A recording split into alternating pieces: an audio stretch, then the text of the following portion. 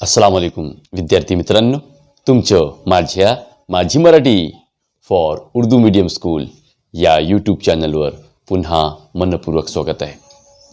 विद्यार्थी मित्रांनो, आज आपण या व्हिडिओमध्ये इयत्ता 9व्या वर्गाचे विषय मराठी संयुक्त या पाठ्यपुस्तकातील पाठ 14वे दिव्य या पाठाचे आज आपण या व्हिडिओमध्ये अध्ययन करणार आहोत.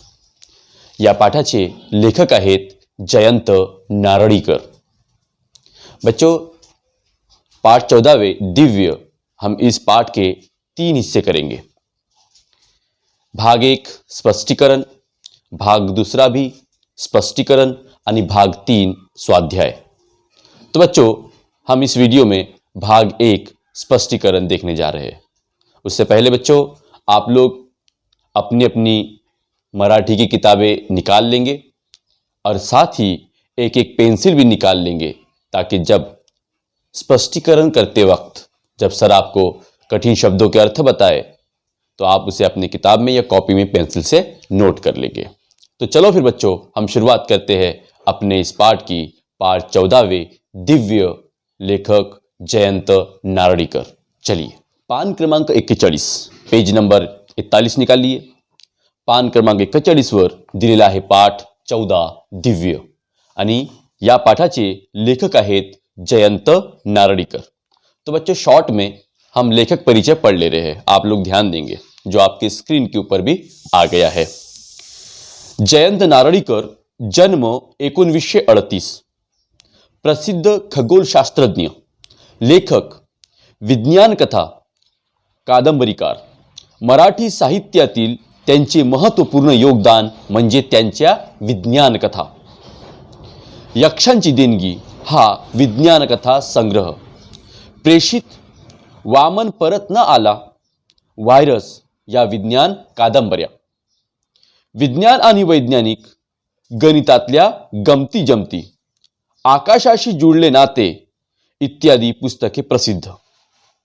भारत सरकारकडून पद्मभूषण पुरस्काराने सम्मानित. तो बच्चों, हमें ये पता चलता है कि जयंत नारळीकर ये एक सायंटिफिक विजन म्हणजे वैज्ञानिक दृष्टिकोन असलेले लेखक आहेत. इनके साहित्य में विज्ञान यानी साइंस की झलक दिखाई देती है. तो अब हम देखते हैं बच्चों, इस पाठ में लेखक जयंत नारळीकर इन्होंने हमें क्या संदेश दिया है, क्या सीख दी है. आलोकची अंगी असणारा वैज्ञानिक दृष्टिकोन प्रस्तुत पाठातून लेखकाने मांडला आहे.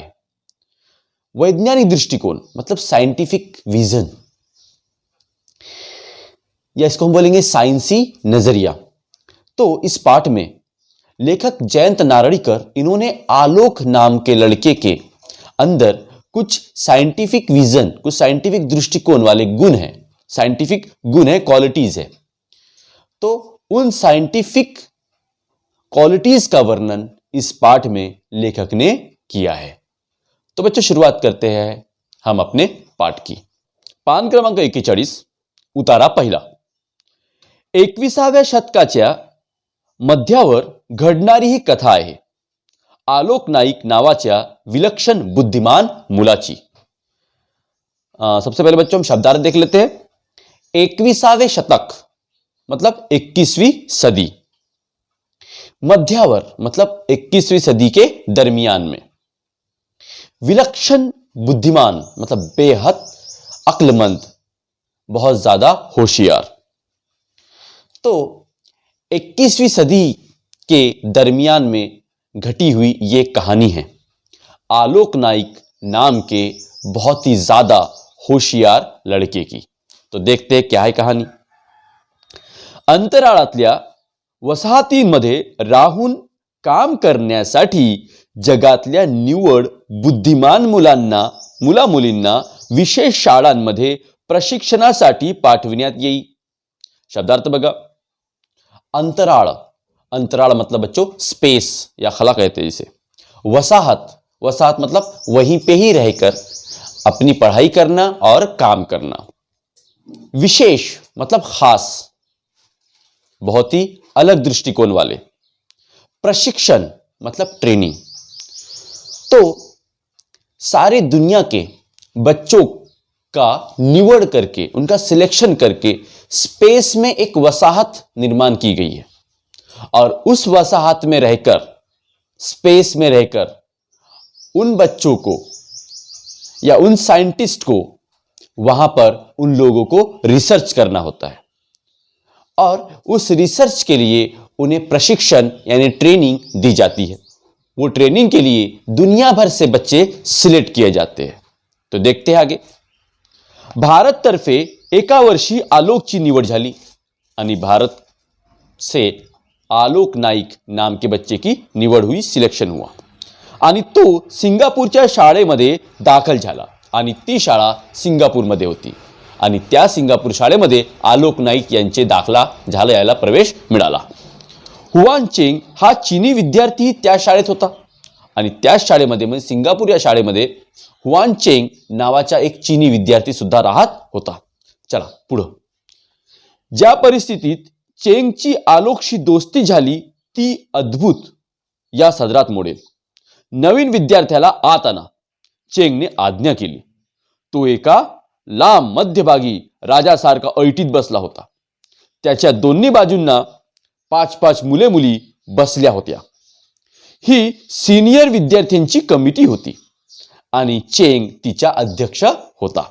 शब्दार्थ बघा, अद्भुत मतलब अजीबोगरीब, आज्ञा मतलब ऑर्डर, हुकुम, अध्यक्ष म्हणजे प्रेसिडेंट।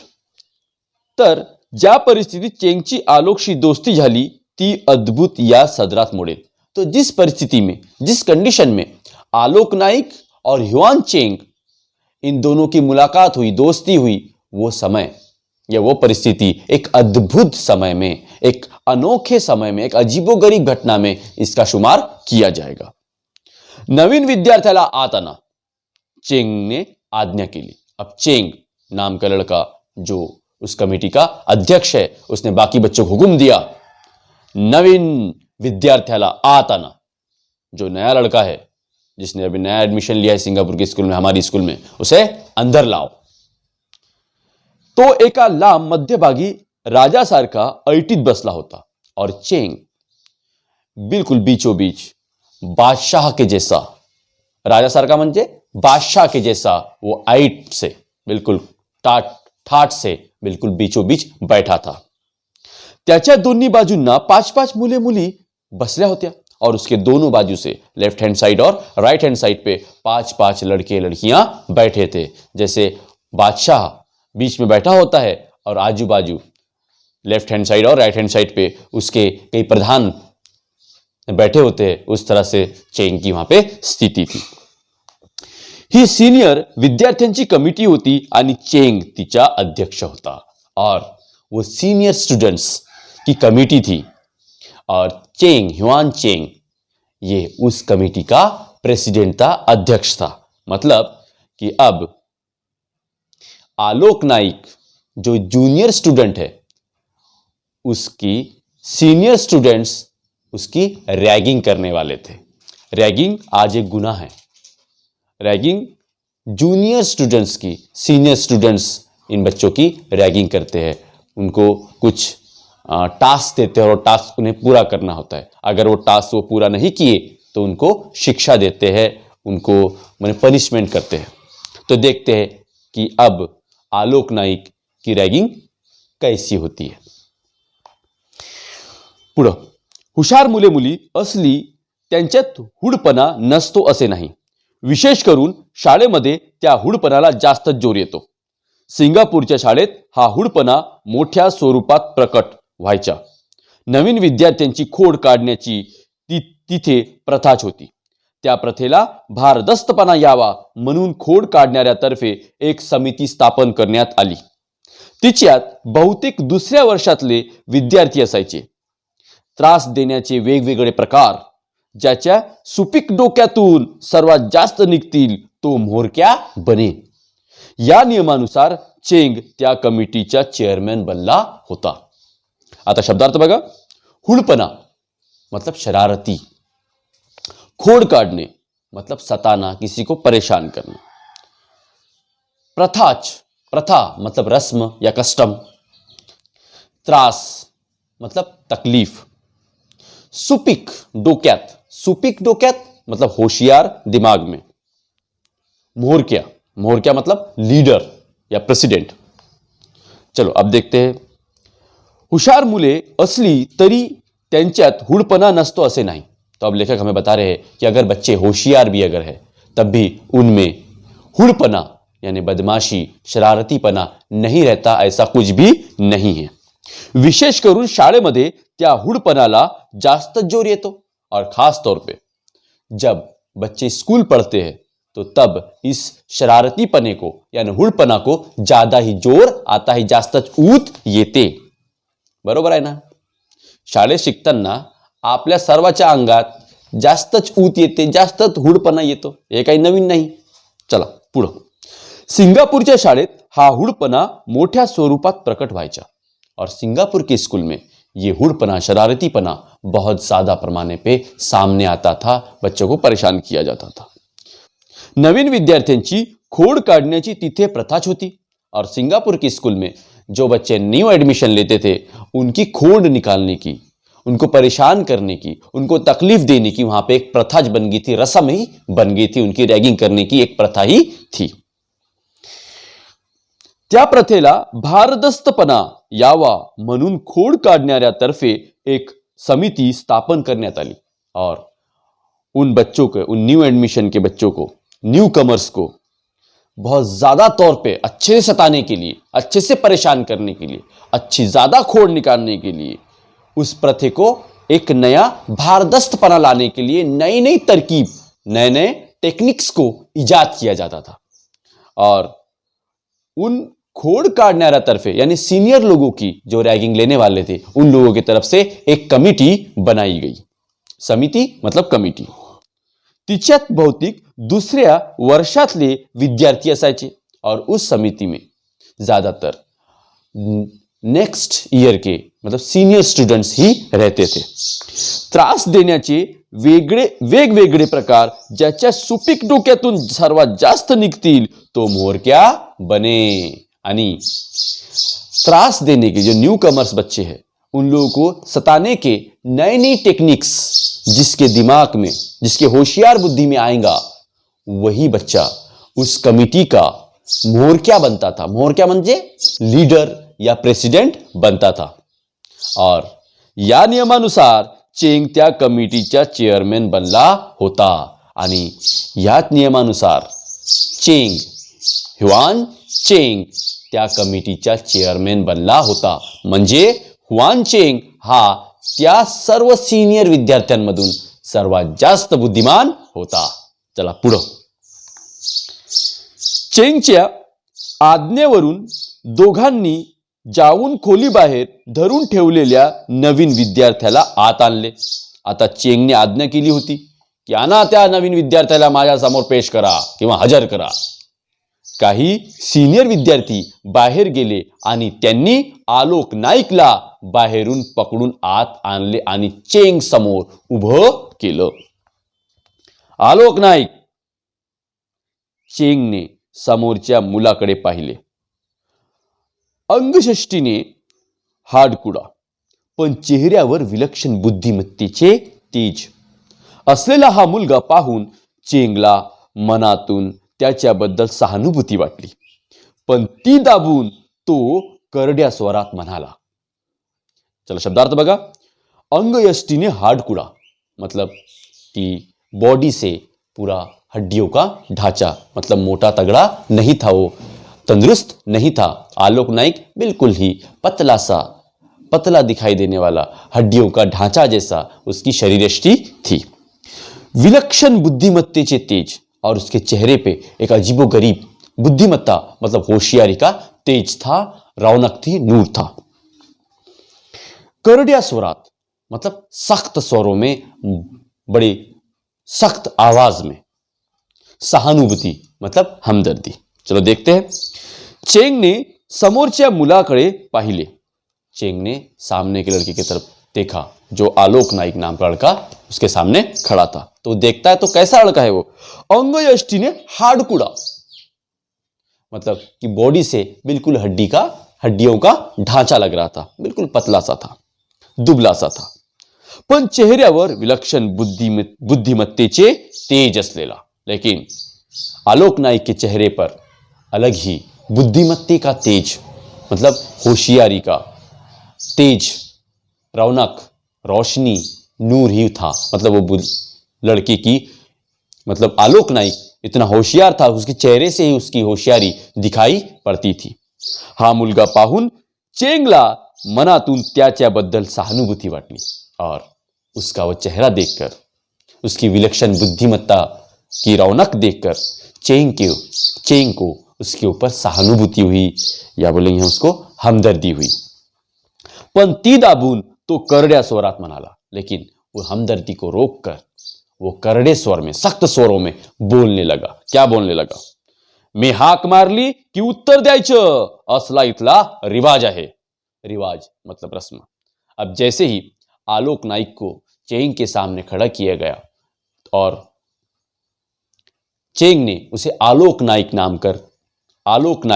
नाम कह के उसे आवाज दी. लेकिन आलोक नाईक बिल्कुल शांति से चुपचाप खड़ा रहा, उसने किसी प्रकार का जवाब नहीं दिया. तो अब चेंग को गुस्सा आ गया और वो कहने लगा. क्या कहने लगा? मी हाक मारली, अगर मैंने आवाज लगाई कि उत्तर द्यायचं, असला इथला रिवाज है.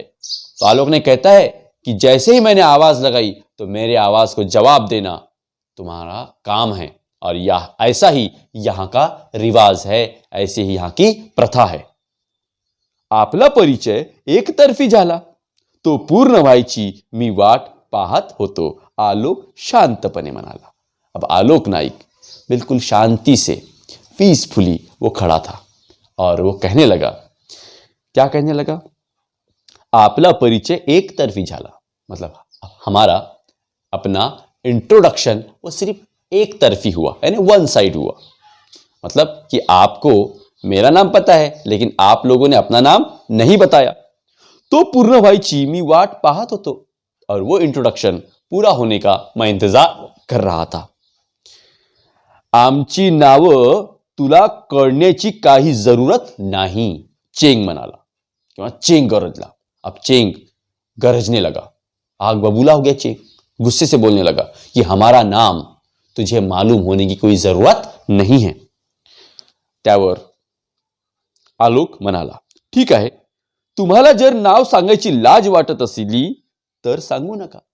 लाज वाटणे मतलब शर्माना.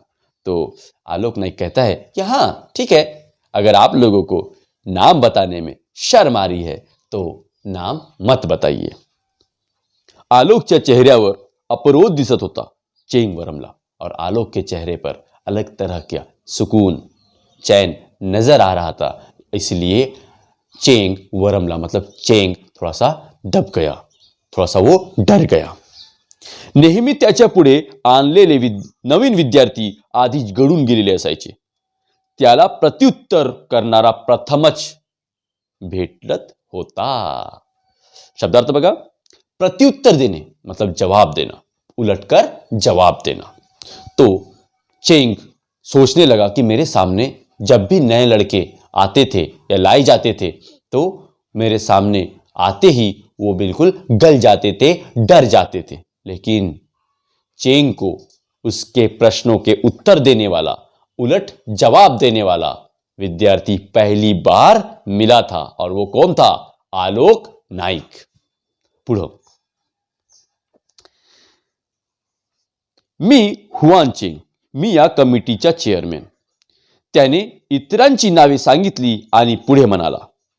अब हुआन चेंग अपने बाकी साथियों का इंट्रो करवा रहा है, परिचय करवा रहा है और कहता है मी हुआन चेंग, मेरा नाम हुआन चेंग है, मियाँ कमेटी का अध्यक्ष है और मैं इस कमेटी का प्रेसिडेंट हूँ, चेयरमैन हूँ.